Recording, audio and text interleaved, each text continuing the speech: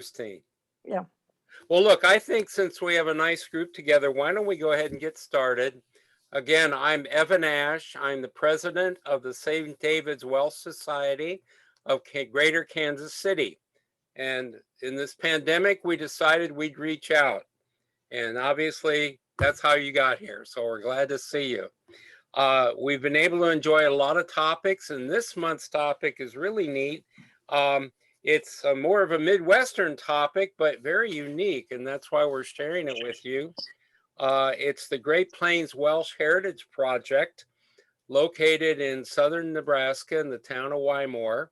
And we have with us Gwenn Closs Colgrove, who is going to tell us the story. We're going to have kind of a little interview session here, and I'll just ask her some questions along the way. If along the way you have any questions, I ask you to turn on the chat portion of your Zoom. And if you have a question, put that in there and we'll get those questions at the end, if that's all right with everyone. So I think with no further ado, I'll just turn it over to Gwenn and we'll get started. Gwenn, tell us a little bit about the history of the Welsh settlers that were here in this area. Yes, there was a large immigration of the Welsh that came to Nebraska before land. You know, we had the Homestead Act in 1862, and there's a large monument in Beatrice, Nebraska, which is about 10 miles away. But, you know, one family from Wales came, and then more wrote and said, you know, I think that we can own 80 acres here. And so there was a large contingency of Welsh that came to southern Nebraska for the farmland. They settled around the community of the Bethel Welsh Church. It was a Calvinistic Methodist church, because there were so many farms around there that they had their own church, which was all held in Cymraeg. And, you know, more came and more came. And at one time, as my father tells me, you could go through the day without speaking English, because there were so many there that, you know, you went to Welsh church, you went to a one-room school that was held mostly in Welsh. And of course, your family was talking Welsh. So it's a wonderful thing that we've been able to showcase what these immigrants did and how they progressed buying their land, and also giving us their heritage of music and song. Ms. Colgrove, should I start the presentation? Yes, please do. Okay. We're going to complement Gwenn's presentation with just some things to let you know about what we're talking about. Say more, if you would, Gwenn, about how did the Welsh there in the area kind of express themselves as Welsh people? Well, you know, they all work together. And of course, the church was the main focus of their social life, because they went to church like at least 3 times a week. How about that, Father Evan? That's pretty good. Yeah, twice on Sunday, and then they had Christian Endeavor on Wednesday evening. And you can think about this, you know, they were all farmers, so you had to milk the cows in the morning, go to church, come home, milk the cows again, and go back to church. But the love of their music and the love of their religion was uttermost in their life. What was that Christian Endeavor on Wednesday night all about? Can you say more? Yeah, that was like a Sunday school.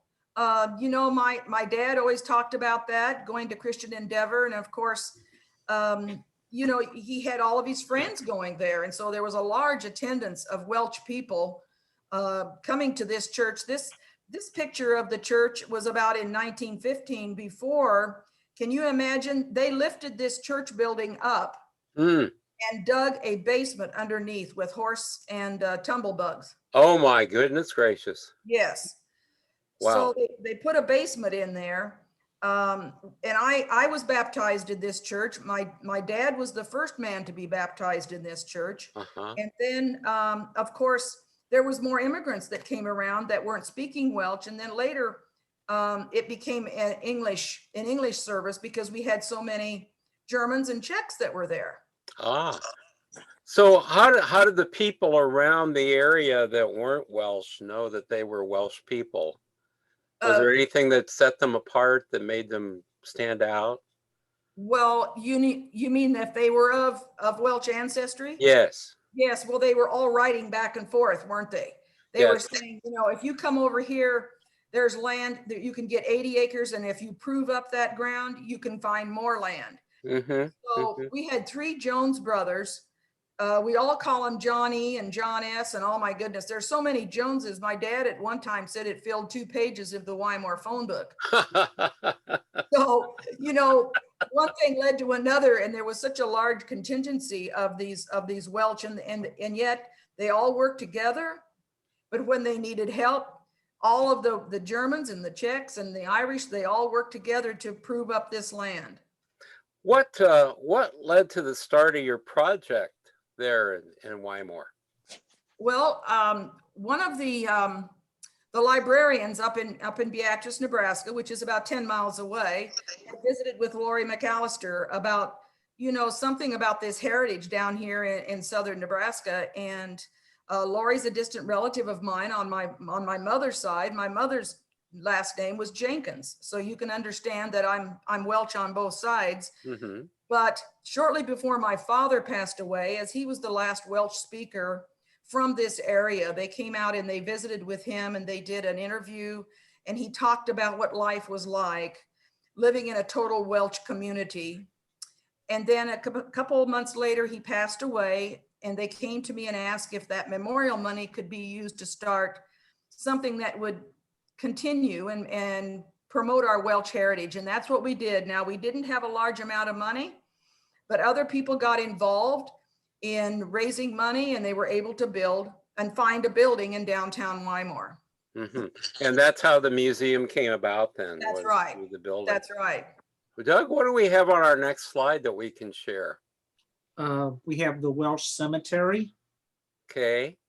So the church was taken down in the early 60s because we combined with the Presbyterian church in Wymore and Blue Springs. So the church was dismantled, much to the chagrin of maybe of the Welsh that were there from the very start. I know it was a heavy heart when my father had to go down and take this building down, but what a beautiful cemetery that we have here. As you can see, it was started in 1880, way before Wymore was a town. We have a lovely monument, and I think we have a picture of the monument next to, there it is, showing that Jesus Christ and today and forever. And you can see that it's in at the bottom here is written, established in 1880. Now there are still some monuments there that are in Cymraeg, in Welsh. So we are desperately preserving those that are in Welsh, because we have people that might pass by. This is right on Highway 77, by the way. And of course, you'll see from the side, you'll see Jones and Williams and Thomas. And I mean, every Welsh name known to man. And then if you go farther back in the older part, you'll see some of them that are in Welsh. Well, and I see they were good enough to capture the image of the church on this memorial. That was very well done. Yes. Yeah. When they were taking the church down, my dad saved the stained glass window that has the 10 Commandments on it. And we have that on display at the museum. That's terrific. That's terrific. Obviously, a museum, I mean, that takes, you need stuff. Tell me about that. How did you get that? I can remember a couple of them when they first started and we got the building. They raised there you go. That's the front of our building in downtown Wymore. It used to be a hatchery, and then it became an armory. And then it was a funeral home for just a very short time. Oh my. And then they were able, with a fundraising drive, they were able to purchase this building, and it's in very, very good shape. That's the front of our building. And then in the back, later on, you'll see where our archive is. But I can remember some of the people saying, we'll never, ever be able to fill this building. And now we're going to have to expand, and we're going to have to expand to the side, because we are getting so many lovely donations and one-of-a-kind artifacts, and the archive is getting full. But there's some societies that are closing down. or there are many people, I get 1 or 2 calls every week saying, you know, my great grandmother's artifacts are here and I don't know what to do with them. And I've heard that you have an archive. So they all send them to us and we go through and make sure we don't have duplicates. And now we have many one of a kind. We have a John Speed map from the 1600s, many things that are just very, very rare, as well as the dollhouse that we talked about earlier. Yes. Well, I think you commented to me on offhand that you can't take any more family Bibles. Yes. One of my volunteers said, if I take any more Bibles, we're going to build a chapel out of them. So I said, Well, okay. tell me, Gwen, what's the range of artifacts that you have there for people to see? We have everything from the wool. Of course, you know, wool is big. There's more sheep in Wales than people. We have lovely wool items. We have love spoons. And I think most of our Welsh people understand what the Welsh spoon represented. If you couldn't, you know, they didn't give a diamond ring, you carved a Welsh spoon with all of these different items that on the spoon that you wanted your loved one. Maybe you wanted to have 5 children. Well, then they indicated that on the love spoon. But we have a lot of maps. We have a lot of one-of-a-kind books. Many of them, most of them are in Welsh. These items that are very, very rare, they're all stored in the archive, which I'll show you later. Mm-hmm. We have lots of furniture. This is one of the things that you'll notice when you first walk in the building. This was something that I wanted to have. When people walk into our building, I want them to know immediately that you're in a Welsh museum. Mm-hmm. And this mosaic comes from Lebanon. They built this for us and it was wonderfully, wonderfully done. Of course, in Lebanon, that's what they do. They do tile work, don't they? Our mosaic. Mm-hmm. And you'll notice around the mosaic, all of that slate comes from New York and Vermont, where many of the Welsh that immigrated and worked in the mines sure. would have worked there. And so that's the first thing you'll see when you walk into our museum. Mm-hmm. Mm-hmm. We have many costumes, of course, your dance costumes, the traditional costumes. We also have 2 trunks just depicting, that's all you could bring. If you could fit it into that trunk, that's it. Mm-hmm. This is our library. It has just been recently updated and everything is cataloged here. We have many family genealogies that are stored here. This is the area where people can come and do their research for their families. The table and chairs is from Wales. It came to us from a family up in Chicago. Many one-of-a-kind books that are here. If they're very rare, then of course they're in the archive and they can be brought out. Mm-hmm. So it sounds like it's not only historical items illustrating life in Wales, but how the Welsh immigrants brought their culture with them, and you've got all this great research and everything in there. How does it? I know your building's expanding. What other? Tell us more about these things. Okay, this is our meeting room, and we have our monthly meetings here and our coffees here. When we host events in the auditorium, which you'll see later, this is where we have our coffees and our teas. Mm-hmm. You'll notice that we have many one-of-a-kind quilts displayed. We change our displays out periodically, of course. Sure. Over here on the side are books from South Africa. There was a society in South Africa that did not mm-hmm. want their Welsh books, and they sent them to us. We have a carpenter's tools that he brought over from Wales, a Mr. Bynon, who passed early on in his life, and he left his widow with 8 children, and they all went on to become college graduates. So, and we also focus a lot on the mining. Of course, everyone knows about our coal mines, don't we? Yes. And the hardships. And we've recently put up a display about Aberfan. And I think some of our Welsh people would be aware of what happened in Aberfan in 1966, I believe, when mm-hmm. the slate came down and killed the children in the school. Yes. So we also have samplers. Of course, that's the first thing that the children would learn how to do. We have, I think our earliest sampler is from the 1830s. Oh my. Uh, there's a lot. And, as I say, we are continually updating our displays. And of course, we will be hosting the 2023 NAFAL, which will be in Lincoln, the North American Festival of Wales. And all of these displays will be updated according to what people have given us. We are so grateful that I'm constantly being asked, well, do you want this? I never turn anything down. I want you to understand that, because to me, they're very, very valuable.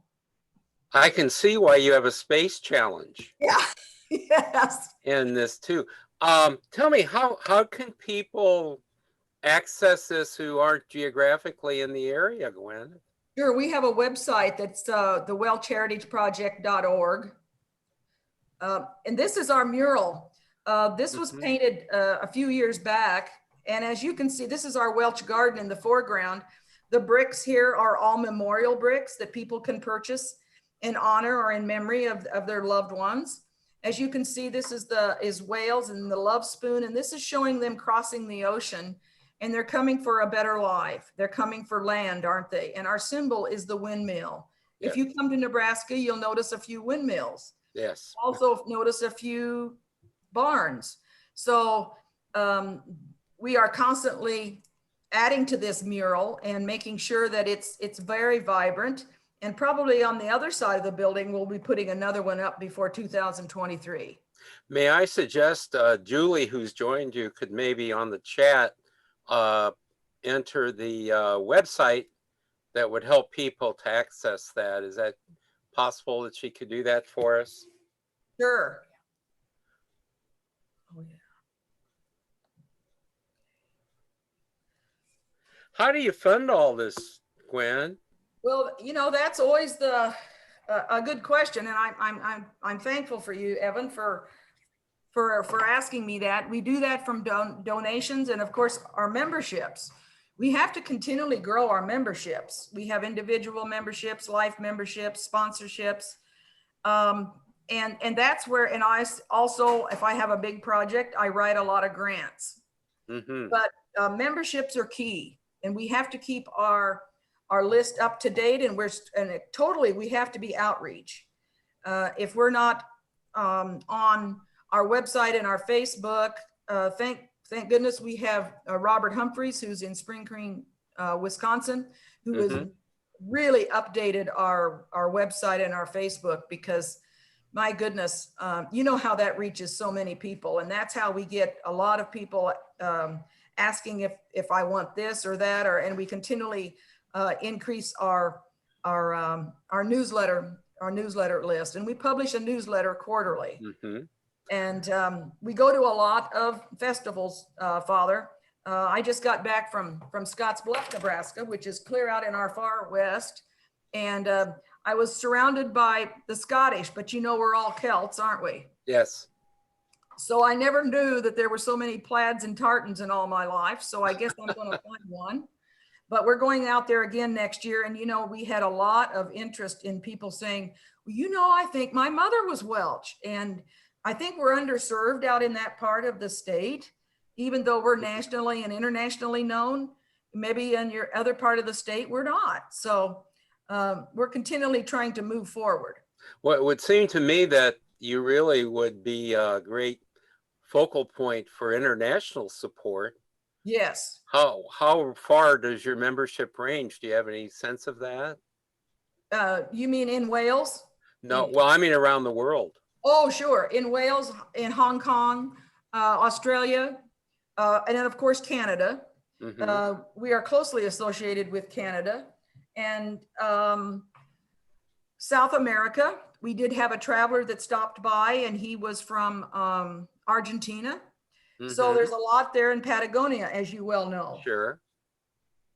And when we go to Wales, my husband and I go to Wales every year, and to promote this program, we continually find more people that want to know, well, what happened to my people when they left Wales?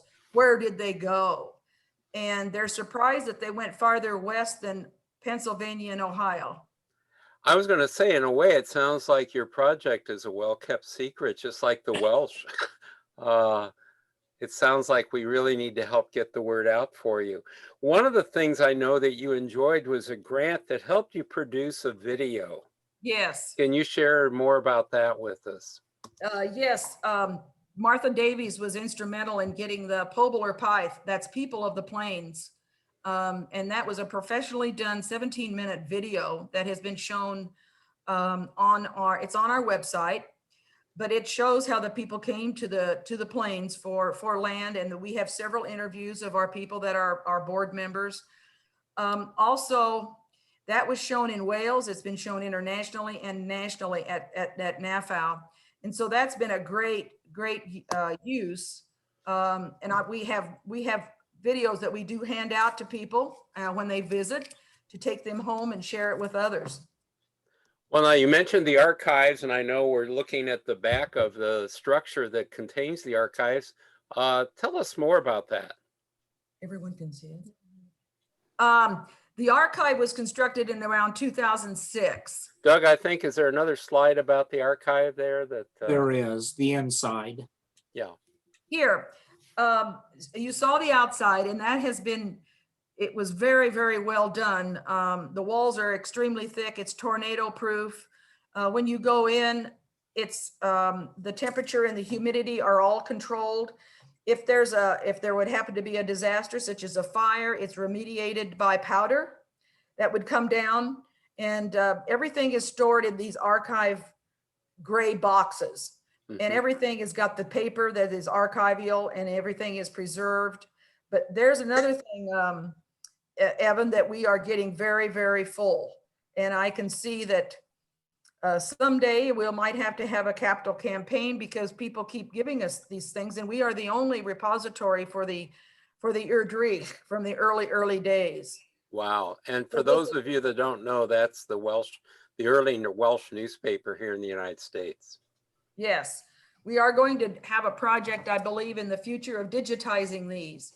And this is what people come to us because of the obituaries, looking at the Erdrichs or the old correspondence. We have a lot of letters that are very, very interesting. And people will say, well, do you have my great-grandfather's obituary from 1855? Well, then we will look it up.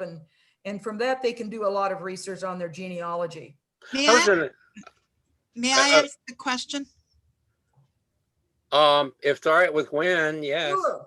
Sure.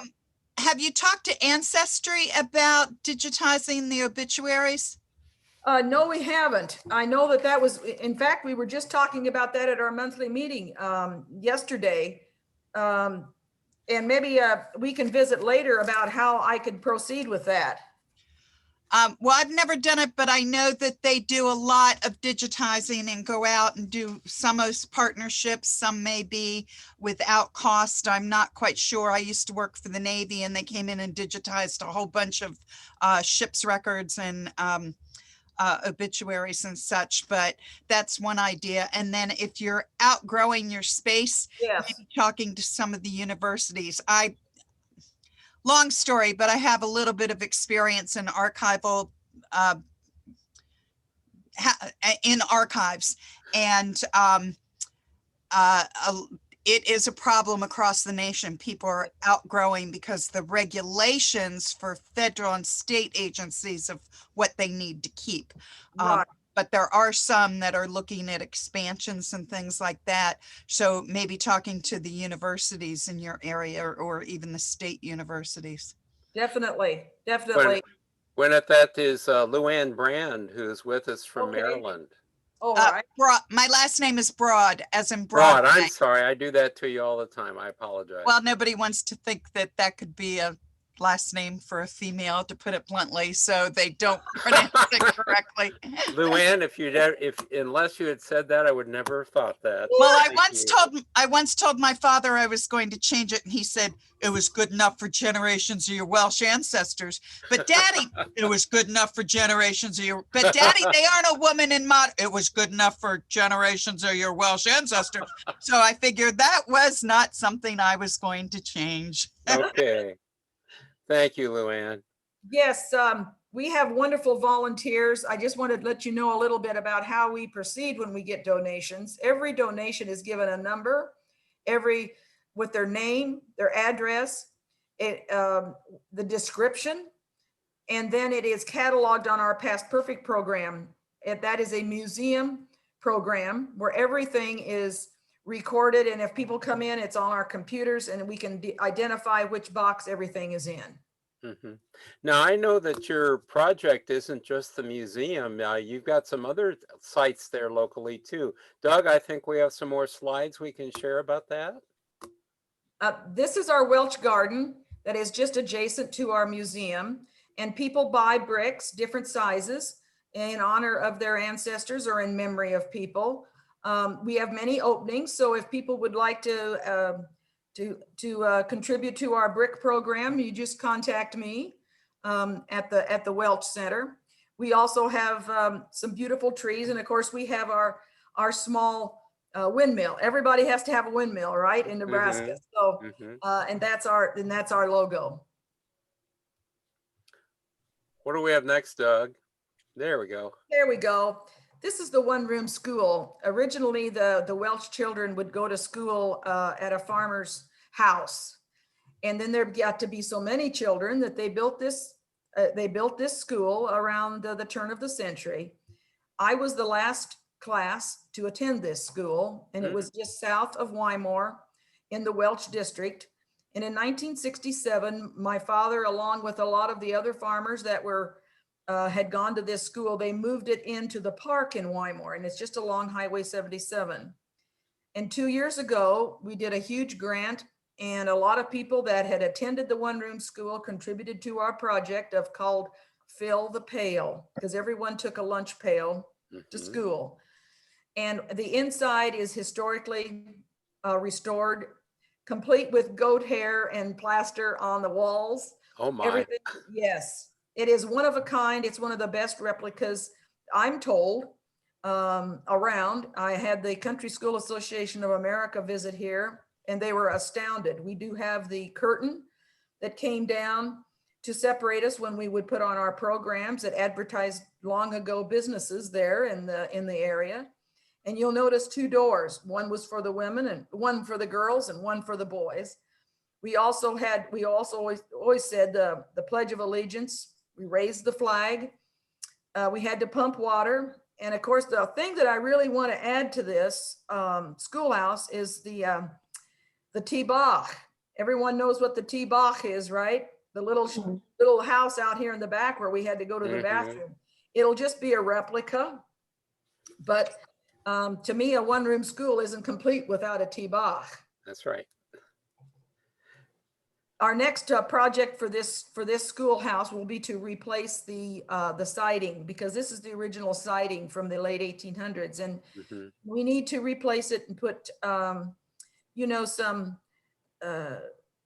insulation and that sort of thing, and we'll have to do another campaign for that. It's always ongoing, but now the inside of this school building is regulated, so all of the antique books and antique school desk and everything are kept very, very safe. And the bell works, except when I ring it too much, it sticks. I think they call that enthusiasm, Gwenn. I think so. Doug, what do we have next for a slide? This is another location that we manage, and it's the Railroad Museum. Wymore was a huge depot for the CB&Q Railroad, and there was probably at one time, the population of Wymore was over 3,000 people. We had 500 or 600 people that worked in the roundhouse. It was a touring round station.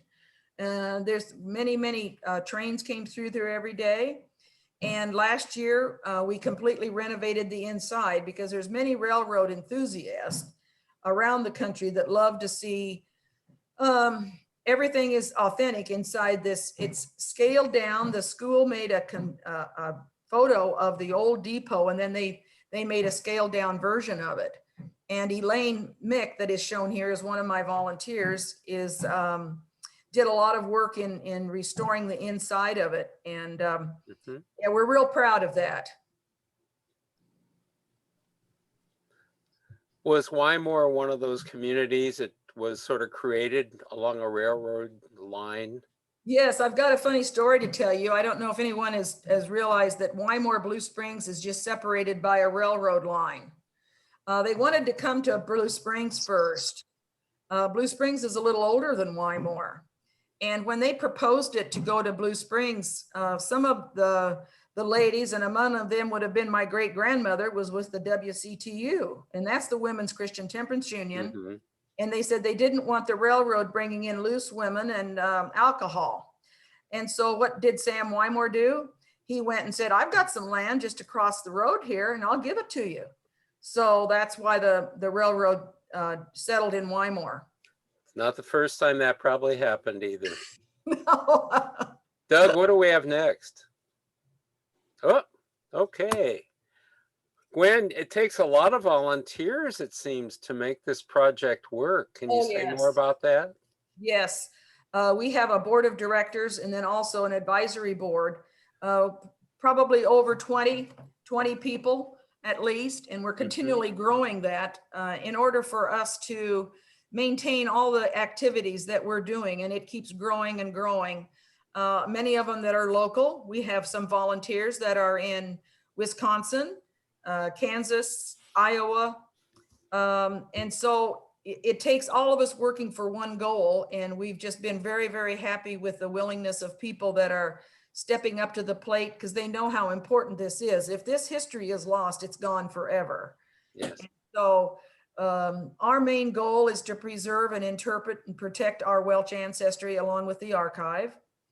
We are not the only Welsh museum in the United States and Canada, but we are the only museum that's dedicated to the Welsh settlers on the Great Plains. Mm-hmm. So there's a couple in Arvonia, Kansas, Yes. is down by Emporia, Kansas, and she's working with me off the NAFAO in 2023. And there's also two in Ohio.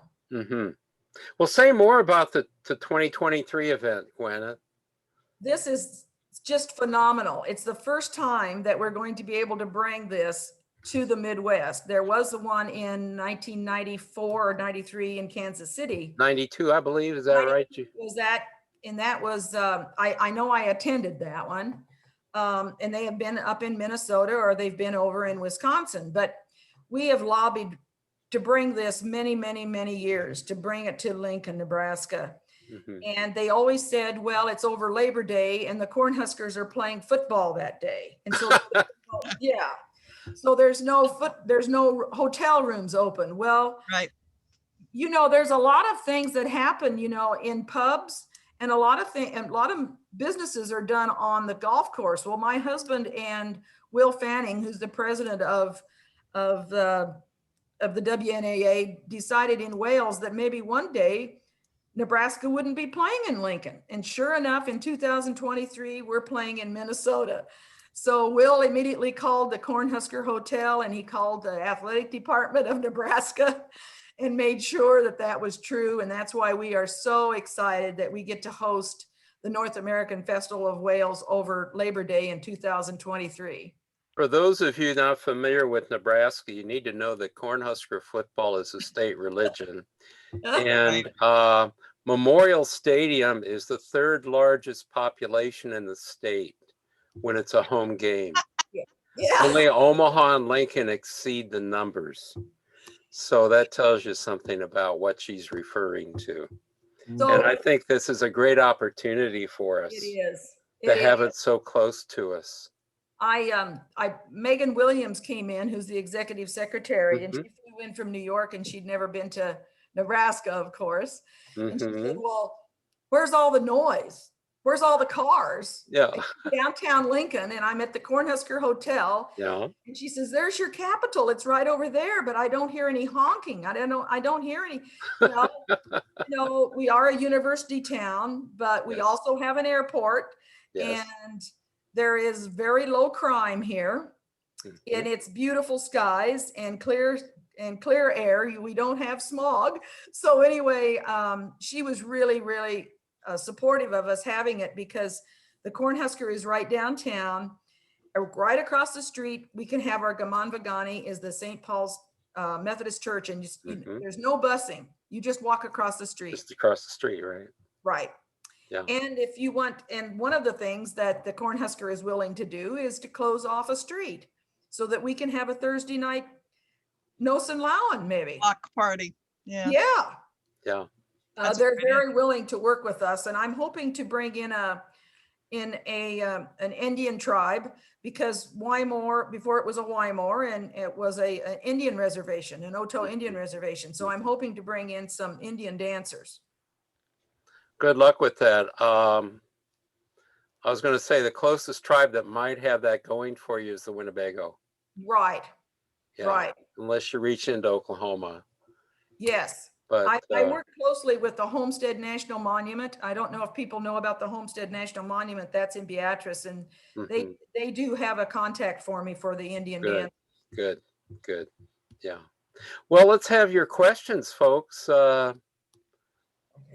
What kind of questions do you have for Gwyneth about? And Julie's there too to help out. What kind of questions do you have about the project and about the work that they do? You I didn't mentioned get that- pardon me, I didn't get what the website was. That's one of my questions. It was Yeah, Welsh we can- Heritage something.org. Welsh Heritage, We're going to type it into the chat side for you, Janet. Okay. okay. That'll And make it easier for you. Also, I have a question for Sandy Jones. Hi, Sandy Jones. Are you my second cousin once removed? Are you related at all to Henry and Maureen Jones? You're muted, Sandy. You might want to change that. I'm related to many Joneses in the Oshkosh Welsh settlement in Wisconsin. Yes. And I have a Henry Reese, but I don't know of a Henry Jones. Okay. Well, But if you have someone in Oshkosh, in the Oshkosh settlement, well, Henry would have grown up or had relatives in Wild Rose, which is not far from Oshkosh. So, but if you don't know Henry and Maureen, then that's not the direct same family. So, You know, it seems to me when you mention Jones among the Welsh, it's kind of like when I was in the Navy in Norfolk, Virginia, and they'd say, "Hey, you in the white hat." Well, my family, when they came from Wales, they came to Wisconsin. They came to Cambria, Wisconsin in 1845. So that's where the Closses came to Cambria, and I still have my cousins still live on the original farm. Mhm. So, we go to Wisconsin quite often, and it's a beautiful, beautiful state. And then the land got too expensive, and my great grandfather decided, I'd better get to Nebraska. I think I can find some cheaper land. When Marion Howard shared with us last month about the Cornish people, Wisconsin obviously was a point where both Cornish and Welsh immigrants first came. So it's not surprising that there's that kind of overlap. I'm inviting you all to come next year to the Peniel Chapel, Gaman Vagani and Welsh weekend celebration. Mhm. It's always the week before NAFAL, and we will be celebrating 100 years of Gaman Vagani's. That's great. So, Thank you, Sandy. so please, Mark, save the date. Okay. Super. And if you can't come next year, come this year. It's Did the everyone- weekend of August 23rd. Thank you, Sandy. Did everyone see our WelshHeritageProject.org is our website? Yeah, we've got that up there. Lori, did you have a question or a comment? I saw your hand. Okay. Luann, I had my hand too. Oh, Lori, go ahead. there it is. Got it. Luann, go on. ahead. Okay. Mike, you mentioned other Welsh museums. Do you know how many there are? Well, there is one in the Rio Grande area in Ohio. And then there is in Arvonia, Kansas. That's a small village where they do have a school and a church and a community building. And my good friend Susan Evans Atchison bought that property, and it's just by Emporia, Kansas. And they're all considered tax exempt organizations? Yes, 501c3. Have you thought of putting a consortium together to write multiple grants together? That No, would then be divvied up, because then you're not each competing for some of the same dollars. that's true. That's a very good idea. I know that it's hard to find all the grants that were that's applicable for us, but now we're also going to be getting the MAP, which is the museums. What does that stand for? MAP. But if we are associated with MAP, then we are open for a lot more grants, and that through the federal side. Are you talking about the museum accreditation program? That's right. Okay, Yes. I know a little bit about that too, actually. Well, I need to Joanne? talk to I you. have a bit of a background in all things cultural resources. Yes, we are just going to be involved in MAP. Luann, I think you'll find in the chat, you'll find Gwen's Yes, I have it. email address. So Um, I, And Evan, just for those that may not know, one thing I've run into with some of the other groups, not everybody knows how to save the chat. So if you go to the bottom where you would type your message, it says to everyone, then it says file. Next to that, there's 3 dots. If you click on those 3 dots, it says save chat, and you can save the chat and it will come up on your computer screen. You can put it into one of your folders. terrific, Luann. That's great advice. Thank you. We're always on a learning curve. Definitely. I am too. Any other questions for Gwyneth or other sharings that you'd all like to bring up while we're together this afternoon? Well, everyone should be going to Utica over Labor Day Yes. or NAFO. Janet, are you able to go? Where is it gonna be? It's in Utica, New York. Well, that's pretty far. I don't think I will be able to go. Okay, because Sue Steely from the Welsh area in Waukesha will be there. Okay, I don't live in Wisconsin now. I live closer to St. Louis, actually. Oh, okay. I Yes, think we that's will. always a problem when you have a national organization, is how do people get there? So it's really wonderful that we're going to have NAFA here in 23. We Yeah, will be that's- going. My husband and I will be driving out to Utica to promote the museum and of course promote Lincoln, Nebraska for 2023. I was there in June for the trustees meeting, and it's a lovely area. I'd never been to upstate New York. Well, I'll tell you what, we see a lot of information offered over in the chat. Luann's given us a way to save that information. So again, hit those 3 dots and put the save on and you're ready to go. Oh, but Evan, one more thing. When you hit the save and it comes up to your folders, it will often say meeting save -chat with the date. But if you right click, you can rename it. Okay, So like good. I just renamed mine from meeting save chat to Welsh Great Plains project presentation with the Thank date. you. Thank you. That way it's easier to find in your folders. It's always good to have someone who's sharing, who has some of those little tidbits that make things work even better. It really does. Let me share with you a little bit about what we got coming up in our gatherings together. Let me find my way over here for a minute. Next month, we're going to be really privileged on Sunday, August 22nd, on our Zoom gathering to have Reese Bowen. If you don't know her name, I'd sure like to call it to your attention. Reese is a lady that has written a 10-volume novel series set in Northern Wales based on a character named Evan Evans. We discovered, my wife found these books by accident when we were in a half-price bookstore. Anytime she saw a book with a title named Evan on it, she knew I had to hear about it. And These are wonderful mysteries. She just really gives you such a walk into a little village in northern Wales. You'll love them. And Reese is going to be with us next month to talk about her experience of getting to write this series for us.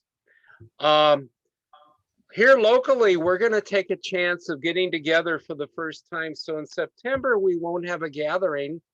For those of you that are local, we're going to have our annual film festival event, and we're going to be looking at a movie called Dark Horse. If you're not familiar with Dark Horse, it is a story about how the recent Welsh movie called Dream Horse came about the little village in North Wales where they tried to stimulate the economy by buying a racehorse. And it's a delightful story, and we're going to be learning more about it here locally. In October, I'm going to host our Zoom gathering with a topic about Madoc. And I trust you know about Madoc. He's the Welshman who discovered America 300 years before Columbus. And we're going to talk about how maybe we ought to advocate for the change of Columbus Day to Madoc Day. We'll talk more about that, among other things. In November, we're going to have a local amateur historian, Toby Giese, talk about Stanley. Stanley was the Welshman who discovered Dr. Livingstone in Africa. And he's going to be telling us about that story. Next year, we've got a couple of topics that we hope to develop.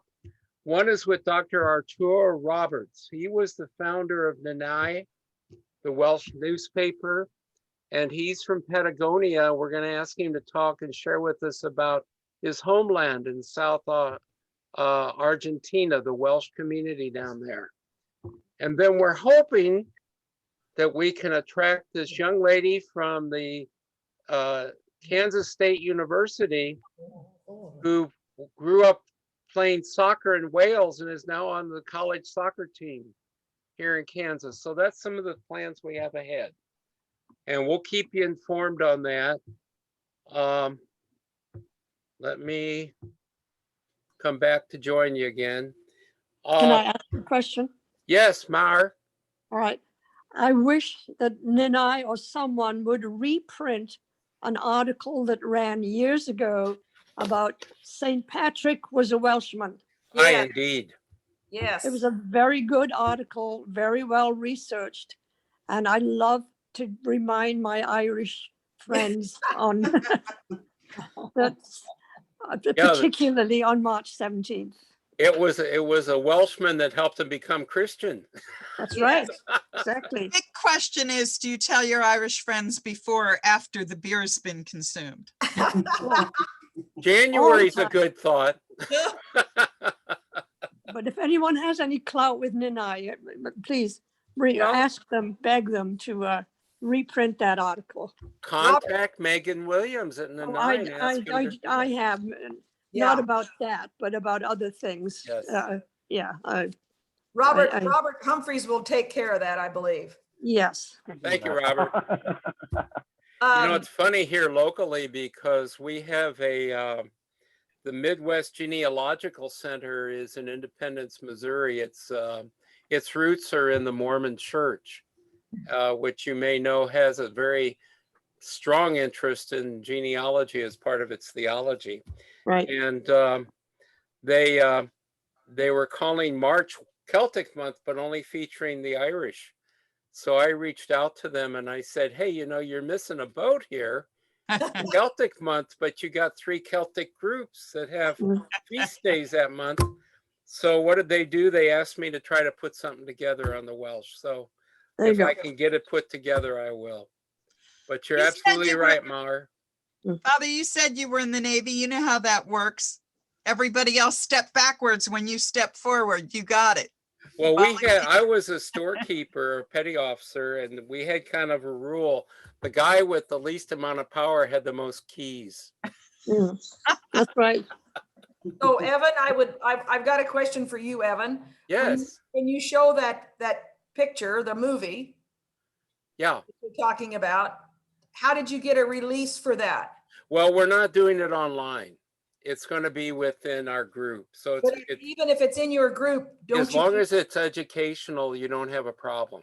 Okay, Yeah, you can do that with films like that. The key in copyright law is that if you're doing it for educational purposes, you have a release. I want to see it, but currently it's $19.95 to rent on Xfinity, and that's just ridiculous. Is that Dark Horse? Yes. Okay, yeah, we actually acquired a copy of it. Oh, good. So Wow. we're going to show the DVD of it. Yeah. okay. Because we have an auditorium where we could do those sorts of things, but I always thought, you know, you needed to get a release, and it was As quite long as expensive. there's no income involved or reproduction or Okay. anything, it's okay. Okay. Yeah, I that's- learned that in the church that we could use that. We had I had a ministry that we started called Faith Flicks, where we would get together monthly and we'd watch some mainstream theater movie, everything from Ben-Hur to Holy Moses. And yeah, you might shake your head at that one, but anyway. Yeah, as long as you're doing it as an educational tool, they're usually okay. Okay. Yeah. That's good to know. If anyone is interested, How Green Is My Valley is on Internet Archive, Oh, the 1940 version. oh, cool. I'm just going to share, I'm very active in the AGO, the American Guild of Organists. Yes, And I ma'am. presented a program 1.5 years ago, right before the pandemic stuff, on how many hymns are in 3 main Protestant hymnals of Welsh ancestry. Oh, wow. And they were flawed, absolutely. Mhm. I'm the organist at the Episcopal Church here in Midland. Mhm. So from Wales, I mean, I was not born here, but Yes. so I will share that in the church in Wales, we always had sherry after every service. And I certainly do miss that. Yes. I would enjoy that. There you go. So, Mayor, could you share that, what you put together? I don't think I threw it out. Oh, I hope not. I may have. I'm trying to clean house and downsize, as you well know, because I sent you a bunch of Yes. stuff along with the doll's house. So I'm not sure, but it is interesting. In all mainline Protestant hymnals, Mhm. there's a significant number of Welsh hymns, and I donated a couple of hymnals to the U of M School of Music, University of Michigan, and to Central Michigan University because Mhm. they're all written in solfege. Oh, So- so, yes, we have a display for that, Meyer, and that's why it would be good to have your, your research going along with our music display. Ah, Well, well, there you have an audience, Mar. oh, yeah, right. Anyway, Well, that's wonderful sharing, everyone. Thank you. thank you. If there's nothing else, I guess we will wish you all a wonderful Sunday afternoon. God be with you. And And can if you can, you're welcome to join us next month. Gwen, thank you for sharing your time with us and helping us to wanted to- understand. Go ahead, please. I just wanted to thank you, Evan and Doug, for making this all possible. I'm technologically challenged, as Doug can attest to. He put together the great program that we had today. And I also want to thank you, Father Evan, for inviting me to promote our project in Wymore, Nebraska. Oh, more than welcome. More than welcome. And we'll You keep know, in- one of the wonderful things, and Mara will know this too from her music reference. We have to make a joyful noise, and that's what we're all doing. That's Mhm. right. Yes. Yeah. We have to remind people there is Cymry. That's right. And then with your he right in your heart. That's right. Right, here, right. Well, do Gwyneth, ask you- Ben with you. Gwyneth, do you still have, do you still have copies of this book available? Which one is that? That is the history of the Welsh in America. Yes, I do. So everyone should buy this book. It's wonderful. Thank you. You bet. Well, you all have that information in the chat. I hope you've saved it, thanks to Luann. And I see a wealth of other resources for us to tap into. So I think if there's nothing else, I wish you all well. Have a good afternoon, everyone. And Bye, thanks for coming. everybody. Thank you. Bye. Bye. Bye. Bye. Bye-bye. Hey. Okay, can I click out of here?